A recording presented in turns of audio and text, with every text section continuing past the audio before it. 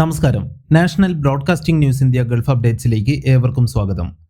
2026 FIFA ലോകകപ്പ് കാണാൻ അമേരിക്കയിലേക്ക് യാത്ര ചെയ്യാൻ ഉദ്ദേശിക്കുന്ന UAE താമസക്കാർക്ക് ആശ്വാസ വാർത്ത. ലോകകപ്പ് ടിക്കറ്റ് ഉള്ളവർക്ക് വിസ ഇന്റർവ്യൂവിന് ഇനി മുതൽ മുൻഗണനയുള്ള അപ്പോയിന്റ്മെന്റുകൾ ബുക്ക് ചെയ്യാമെന്ന് US എംബസി സ്ഥിരീകരിച്ചു. നിലവിൽ അബുദാബിയിലും ദുബായിലും വിസ ഇന്റർവ്യൂവിനായുള്ള കാത്തിരിപ്പ് സമയം 2026ലേക്കും 27ലേക്കും വരെ നീണ്ടിരിക്കുകയാണ്. ഇത് കാരണം ടിക്കറ്റുകളും യാത്രാ പാക്കേജുകളും ബുക്ക് ചെയ്ത ഫുട്ബോൾ ആരാധകർ ആശങ്കയിലായിരുന്നു. ഈ സാഹചര്യത്തിലാണ് പുതിയ സംവിധാനം അവതരിപ്പിച്ചത്.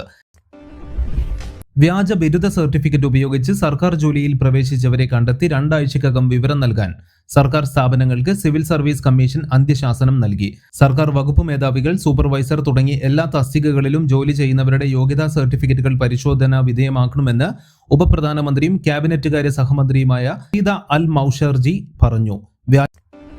54ാമത് ദേശീയ ദിനാഘോഷങ്ങൾക്കിടെ എമിറേറ്റിലെ വിവിധയിടങ്ങളിൽ നിയമലംഘനം നടത്തിയ 49 കാറുകളും 25 ഇരുചക്ര വാഹനങ്ങളും ദുബായ് പോലീസ് പിടികൂടി. അപകടകരമായ രീതിയിൽ ഡ്രൈവിംഗ് നടത്തിയ വാഹനങ്ങളാണ് പിടിയിലായത്. വിവിധ നിയമലംഘനങ്ങൾ കണ്ടെത്തിയ കേസിൽ 3153 പേർക്ക് പിഴ ചുമത്തുകയും ചെയ്തതായി ദുബായ് പോലീസ് വാർത്താക്കുറിപ്പിൽ അറിയിച്ചു.